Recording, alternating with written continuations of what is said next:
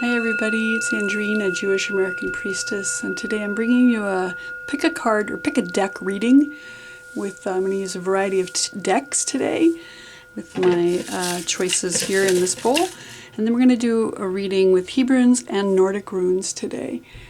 So this will be a timeless reading whenever you find it. It is for you, and you're welcome to come back to it at another time if you want to choose more than one deck. But let's start out by just pulling out 3 different decks today and see which cards want to lead us in. Okay, we have, first deck is the Kalevala, the Altonen Kalevala. I have 2 different Kalevala Tarot decks. That'll be deck number 1. I'll go get these in a minute so you can see what they look like. Deck number 2 is the DreamTime reading cards. And deck number 3 is the Netivot Wisdom Oracle. Okay, let me grab those decks and then you can see what they look like, so you can choose from them. Okay, here we go. Open them up so you can see what we've got. The Kalevala Tarot from the Finnish Kalevala, and this is what the deck looks like. That will be deck number 1. Let me pop these out of the way.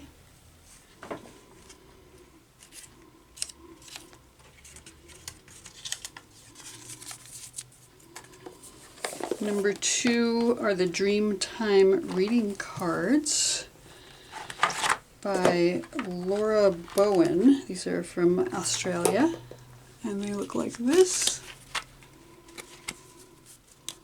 That's deck number 2. And then deck number 3 is the Netivot Wisdom Oracle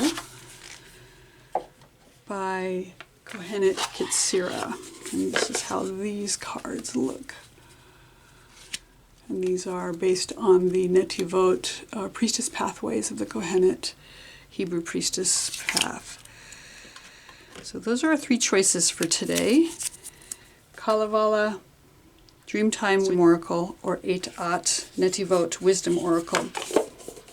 Okay, so take a minute to decide which of these 3 decks is calling you in today. And I will put the timestamps down below, and you can find your reading directly at those timestamps, and I will see you there.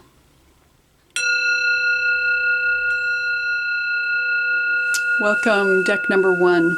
You chose the Kalevala Tarot deck, and this is based on the myths of the Finnish people. It is a traditional tarot deck, but it is based on these stories that come from the Kalevala. So it has the major arcana and the suits, but they are, again, based on the stories from the Kalevala. And we're going to shuffle these up, and we're going to pull one card to guide us into our reading today for you. Let's see which card wants to come out. I'll shuffle a little bit more and see if anyone wants to leap or if we're going to pick one. See which stands out for you. There's one. And we have the Princess of Dishes, Marietta, a friend.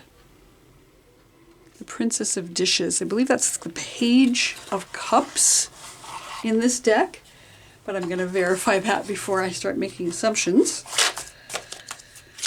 Yes, the Princess of Dishes, Marietta, a friend. And it is about getting to know your feelings. So, as I said, the Page of Cups, if you don't know what the Page of Cups is in traditional tarot, it's generally a young person who is setting off on an adventure. There's emotions involved. And you can see there's a fish in the background. There's almost always a fish, several fish in the background here. Marietta is this young maiden in the Kalevala.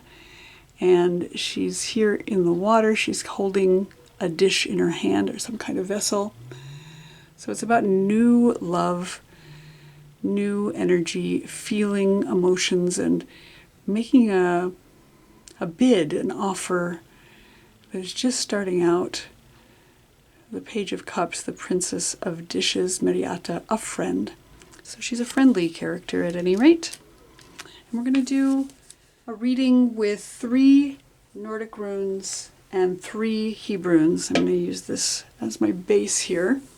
So I'm going to shuffle up my Nordic runes in their little bag and pull out 3 to go on the left side here, and then we'll do 3 Hebrunes as well. So starting at the top, what is our current situation? We have manas.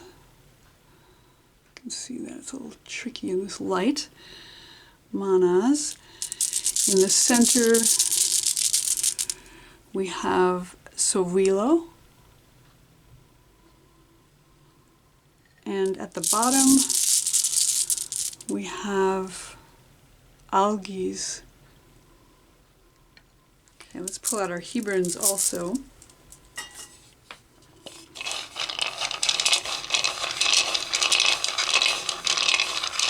At the top, we have Ain.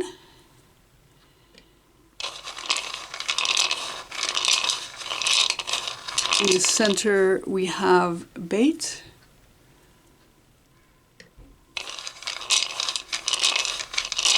And at the bottom, we have Lamed. Very nice. Okay, let me zoom in a little bit so we can see these a little more closely. Marietta. Marietta is this young maiden who is, often seen as a virgin, an unmarried woman. She's full of emotions, but she has a potential for gestation. Those fish represent fertility. So she's here as a friend, offering emotional support, maybe even physical comfort, maybe even offering love at this time. And our central, our current issue here with the current situation is manas. And manas is this letter in the Nordic runes, which represents finding our place in the world, finding our place in humanity. And if you know anything about the Nordic runes, you can see that this looks like a wunjo and another wunjo facing each other. So facing each other with joy. Wunjo is the rune of joy, and manas is finding our place in humanity, being able to find what it is we are supposed to be doing in the world in order to fit in with our community and our society. And that's where we are right now. We're in a place of trying to craft that or meet each other with joy. And I think this is really good for the Page of Cups, because it is about emotions, about reaching out to others with joy, having the potential for meeting another and finding our place in this harmonious way in the world. So that's where we are right now with the Nordic runes. And over on the Hebrunes, we have the Ain. Ain is the eye in the body. So being able to see our way forward. It's the letter that is the number 70 in Gematria. So it can represent a completion, an ultimate completion of a thing. And once some things come to an end, being able to see our way forward into the next thing. The Ain is the letter that represents laughter in the Sefer Yetzirah, the version that I read. It's the foundation of laughter. So again, that meeting each other with joy right now, that seems to be the current situation for you, this emotional time of, general joyfulness and happiness. And that may have to do with wherever you are in your life, or just this contentment of finding your place in relation to others right now. Our challenge or our fear in this situation is the center position of this reading. And on the Nordic rune side, we have Soilo, which is interesting. Soilo is the sun in the sky. And as far as a fear or a challenge here, sun is a source energy, Soilo. So maybe we're concerned about, maybe we're connecting so much with humanity that we're forgetting how to connect with our source. Or maybe there's a fear around burnout. The sun can be harsh and bright at times in the sky. So our fear or a challenge here is, how do we continue to connect with source energy while at the same time meeting others with joy? Can we do both of those things at once and not burn out, not burn ourselves out? Soilo here on the left. And on the right, we have the letter Beit. Beit is the house in Hebrew, Bait. It's the second letter of the alphabet, but it's the first letter of Torah. So second chances comes up for me when I think about the Beit. Maybe we're in a time where we're needing to try again, have a second chance. But in Torah, frequently the second sun becomes elevated into the first position. That the second letter of the alphabet actually begins Torah is significant. And when we do something for the second time, we get a chance to try again. So that's the fear or the challenge. Is there going to be another chance? Will we be elevated to a place where we can start over, Bereshit, in the beginning? And Beit being the home is like, is there something going on in the home that's uncomfortable right now? Or in our bodies? It can represent the home, but it can also, for me, represent where I live, which is in my body. Is there some challenge physically going on right now where we're uncomfortable in our bodies? And if that's the case, how can we see our way forward? How can we meet others with joy and find our place of rest? Beit is also affiliated with the day of Shabbat, which is the day of rest. So that's our fear or challenge right now, is that home place, that second chances, that feeling comfortable in our bodies. And our outcome or our advice here on the Nordic rune side, we have Algiz. Algiz is the elk, and it's about protection. It's about feeling protected, having our own sense of safety and protection in our bodies, or feeling protected by the divine or the outside sources that are available to us, maybe even with our community. So it's about protection and feeling secure. And so our outcome is security. Our outcome is to find our inner strength and our ability to feel safe in ourselves. So yeah, find your safety, find your security, find your protection in this time when we're trying to meet others with joy. Again, maybe give yourself some good boundaries and feel protected and know that you are protected by whatever source that you know is watching over you in the world, even when we're feeling innocent and vulnerable. So I notice this card, Marietta, is nude besides this scarf that's wrapping around her. So maybe we need to trust that even though we're vulnerable, we are protected. And on the Hebrew side, we have the letter Lamed. Lamed is the first letter of the word Lev, meaning heart, mind. And so again, that vulnerability, that being able to trust and discern our heart, mind in this time is our outcome and our advice. Taking in what it is we need to receive from the universe, from each other, from spiritual, educational, even nutritional, our food as it comes into our body. This is the digestive system, the intestinal tract in the body. And know what is useful and what is not. Maybe it's time to give our digestive systems a rest. But also have hope. Lamed is the letter that represents hope, reaching up above the line in Hebrew. It's reaching up for connection with divinity, while at the same time planting itself deep into the earth And again, discernment seems really heavy here as an advice. Know what it is that's worth keeping and what you need to let go. So this is a beautiful reading for those of you who chose the Kalevala.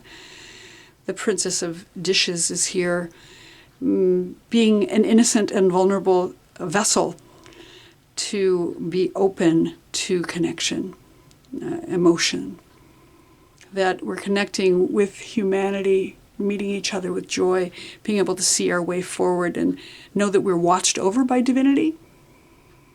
That our challenge here is our connection with the divine, with the sun, with our source energy, taking care of our bodies, making sure that we get adequate rest, and giving ourselves a second chance.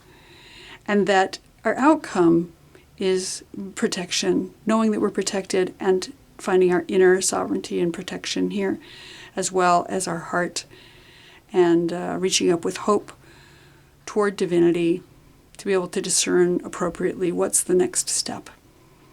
So for those of you who chose the Kalevala and the Princess of Dishes today, this has been your reading for what's up right now for you as you found this reading, whenever you do find it.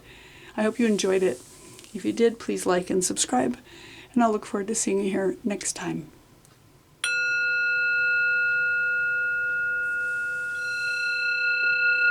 Hello, deck number 2, those of you who chose the DreamTime reading cards.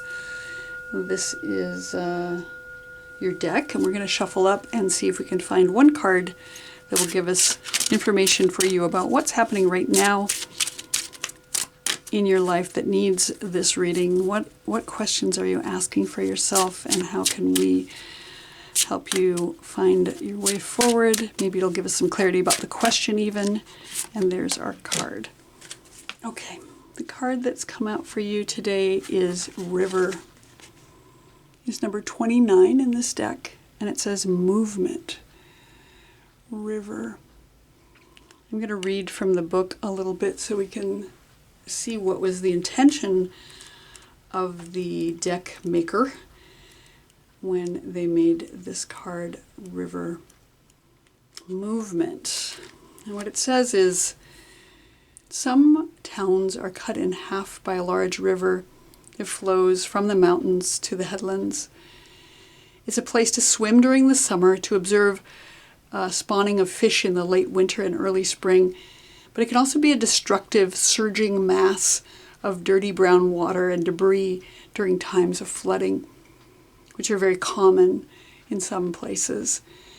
But the river represents movement. The water has a source and a destination, but it doesn't always flow straight on its own journey between the two. It meanders and twists around the environment it encounters and chooses the easiest path. The river is associated with emotions which often flow and change direction depending on the obstacles encountered along the way. Sometimes your emotions may seem to almost dry up, and you find yourself stagnant and stuck. Often it will take an outpouring of emotion to fix this, like floods that clear out debris. Your tears can help you let go of emotions and toxins. Water is fluid, the giver of life. In some Aboriginal language groups, they used rivers for birthing. Because of this, they are associated with supporting new life and growth. In some places, the river's water is shallow. In others, the current is strong, and it's hard to fight against the pressure to be propelled forward. There are also places of stillness and deep, dark depths where you can rest and allow yourself to heal. The message of the river card is to let yourself move through emotions. Cry if you need to, and don't be afraid to change direction or choose the path of least resistance. It's lovely. So yeah, our initial message here is go with the flow and understand that the changing of the river is ubiquitous. It's constantly changing. Movement is important. So let's pull out some Nordic runes and Hebrunes to clarify further your path right now. I'm going to start with the Nordic runes. I'm going to pull out 3. At the top we have Degas,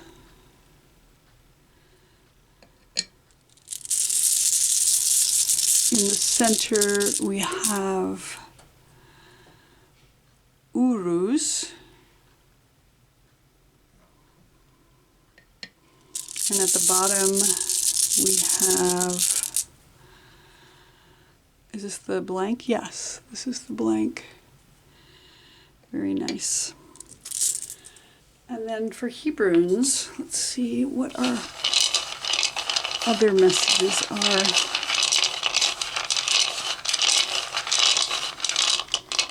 At the top we have the Lamed.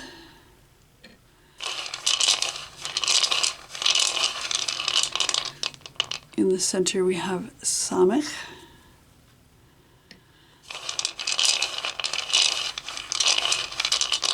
And at the bottom we have Kuf. All right, so at the top of the reading, this position is the position of what's happening right now for you. And on the Nordic rune side we have Degaz. Degaz is the breaking of the day. It's dawn.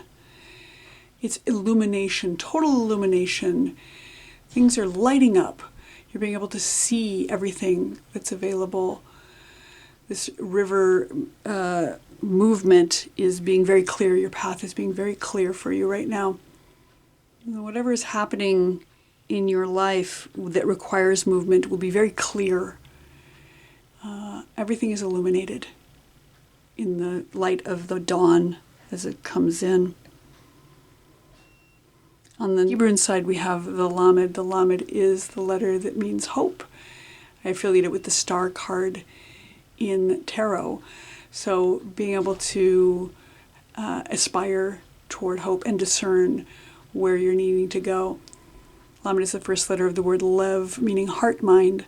So listening to your heart mind is going to be very important.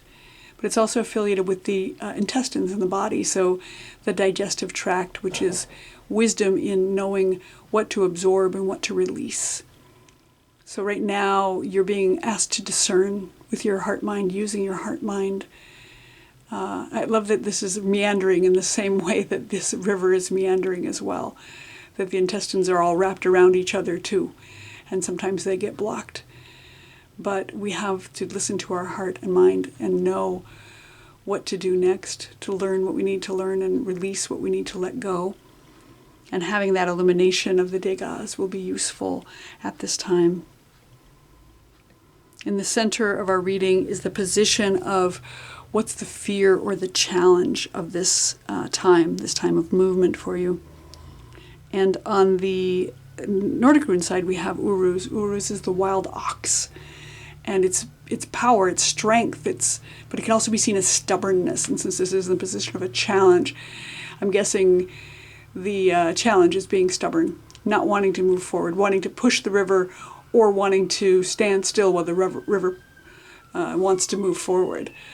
So there's some kind of stubbornness that's happening right now, some kind of wild stubbornness that is holding you back, or you're trying to hold it back, or trying to push the river, which is not going to be useful right now. So our challenge is not being stubborn, not pushing the river, not letting that wildness try to dictate what the river is going to do. The river is wild enough by itself. We don't need to be a wild ox here telling it to go faster or slower. The river will do what the river will do. On the Hebrew side we have Samech. Samech is the letter that represents boundaries and protections, being surrounded. It's like the wheel. So in some ways it's that same thing. It's like the wheel wants to turn, but we've got this little bit of a agitation or irritation on it, this thorn in the upper left corner, not being able to move smoothly. So maybe we're trying to stop the rolling of this wheel. That we're not having good enough boundaries. The river is breaking its bank. It's getting out of its bed and taking over, flooding, and that's a challenge right now. That we don't have good edges, and we need to set those up better. We need to use our discernment to be able to set up our good boundaries.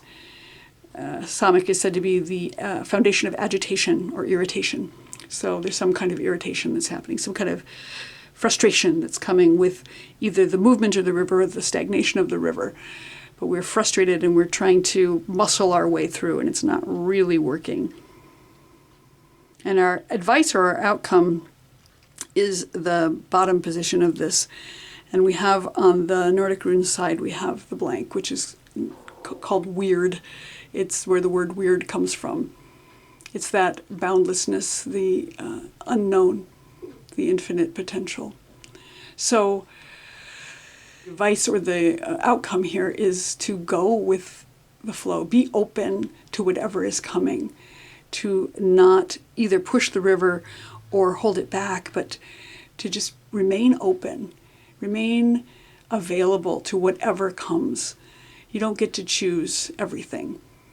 That movement will happen even if it's invisible under the surface, and that our best advice is to remain open to whatever is coming and be available for wherever the river takes you, is your advice on the Nordic rune side.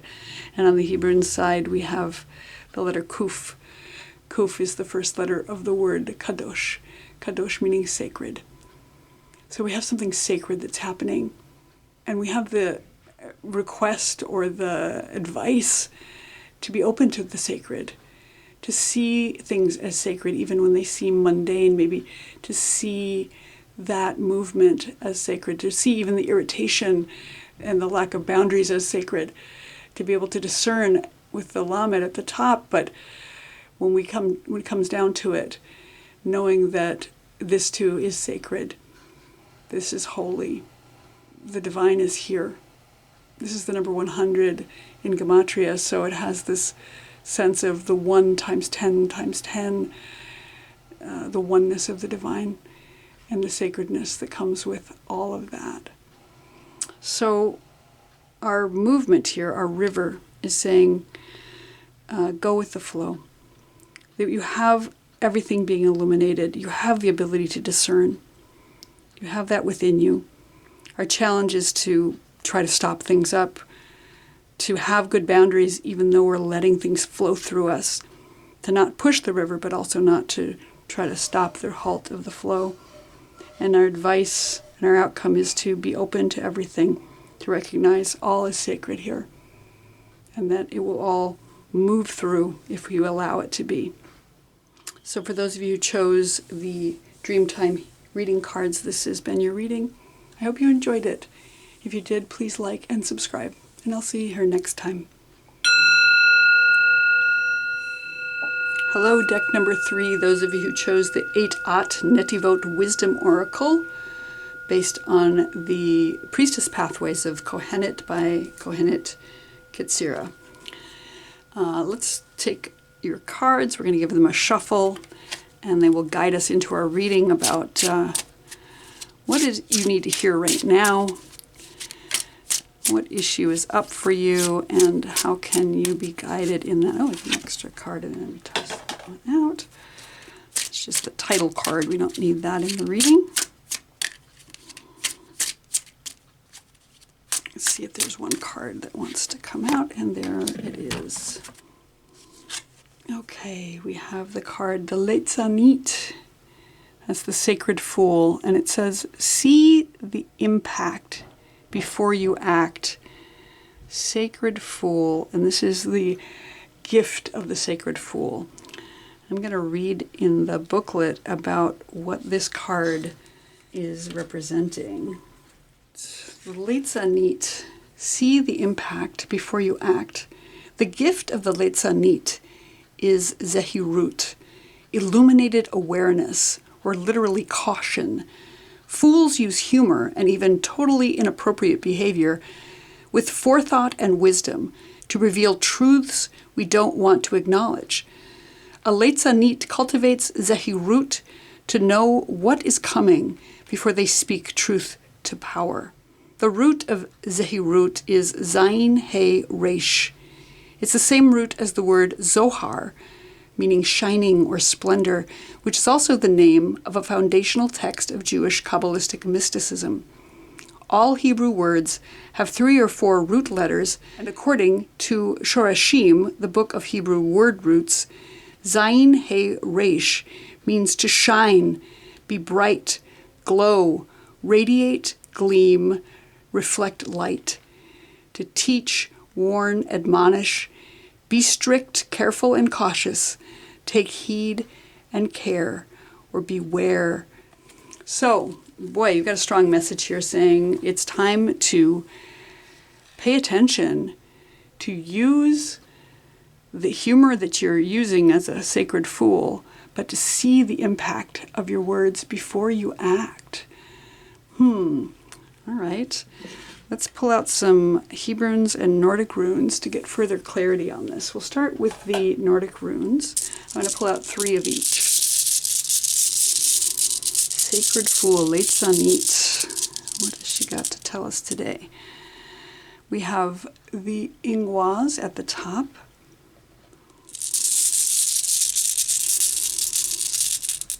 In the center, we have Tiwaz.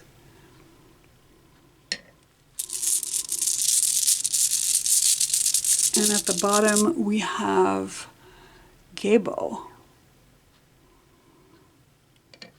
Let's see what the Hebrunes have for us.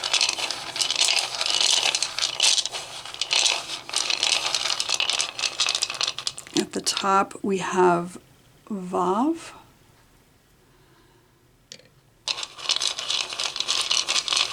In the center, we have the Ein Sof.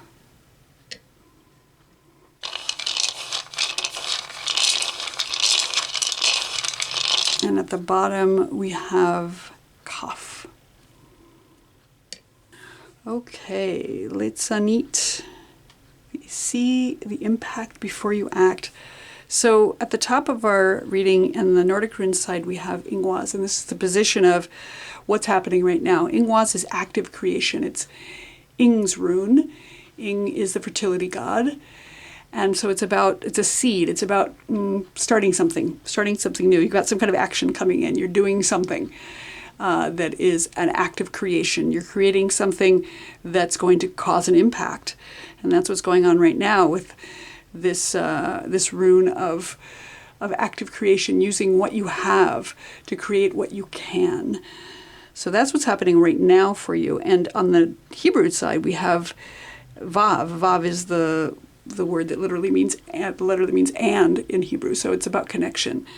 You're doing something in order to connect. And maybe that's serving, and maybe it isn't serving. But whatever the case is, we've got this connection letter. I see Vav as connected to the Lover's card in the tarot. So it's possible that you're trying to connect in some kind of intimate way with another person, or maybe with just yourself or with the divine. But you have to see what the impact of your actions will be, because you've got action, active creation here with the Ing, and then this connection. So maybe you're trying to do some active connection right now that you have to consider the impact of your behavior as you start out on this connecting piece, on this act of sacred foolishness. And perhaps you have an agenda that's really important to you, and at the same time, you have to recognize your impact as you move forward with this action as you connect. Our fear or challenge is in the center here. And on the Nordic rune side, we have Tiwaz. Tiwaz is Tyr's rune. Tyr is the warrior god.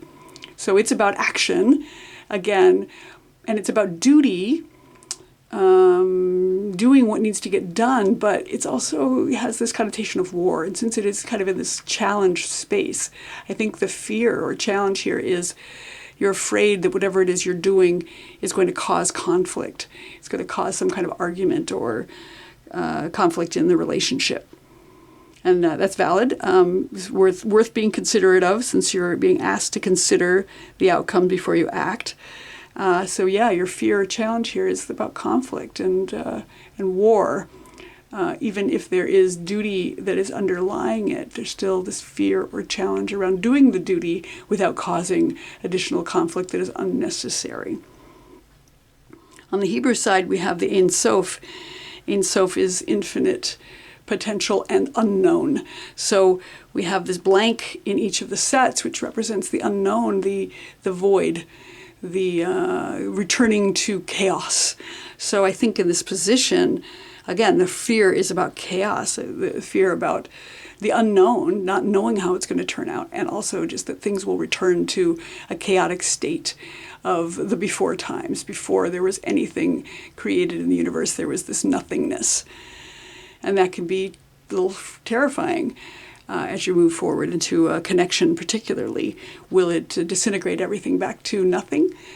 Or will there just be this unknown outcome that we can't know? We can't know how things are going to go. We can consider our impact, but we can't know what it will be. And our outcome on the Nordic rune side, interestingly, is Gebo. And Gebo is about an exchange. It's a letter that I correspond with the Vav. So the outcome is this connection. It is this exchange, this a gift. It's about giving something and receiving something. It's about contracts and commitments and connection with another person. So our outcome seems to be a positive, kind of a give and take, something that is also connecting and being able to exchange in a positive way, equal participation in this, if we're really considering how it's going to turn out. On the Hebrew side, we have Kaf. Kaf is also about give and take. It's this letter, it's the palm of the hand, and it's also about extending your hand, being a person who is willing to offer and also to receive. That balance of give and take. It's a binary transformation of wealth and poverty. So giving in a way that is within your capacity, but not to the point of overextending yourself so that you are depleted. And it's also about being protected or watched over. Maybe in some ways the hand of the divine is protecting you and lifting you up with their palm. Kaf is the letter that represents like a sukkah, that bare bones structure we build in the fall time that gives us basic shelter against the sun, but is transparent enough that we can see the stars through the roof. So kind of a basic bones structure, a skeleton of a house. So something beginning, something, again, that is that give and take, the ability to exchange. So you're planting something, you're starting something, a seed, a connection is happening here. It's worthy of considering your impact before you start. That your fear of conflict, your fear of the unknown or the return to the void is valid, and it's important to consider that when you start. But the outcome seems to be an equal exchange, a partnership, something that is give and take. And so it all seems like it's going to turn out okay. You've got to consider your act. Be cautious as you move forward. But know that our advice is to remain cognizant of our ability to give and receive, so that we're not overextending and we're not taking too much and not expecting too much of the other person, but finding that equal exchange and that partnership. So beautiful reading for those of you who chose the 8-At Wisdom Oracle. Thank you so much for watching. I hope this was useful and that you enjoyed it. If you did, please like and subscribe, and I'll look forward to seeing you here next time.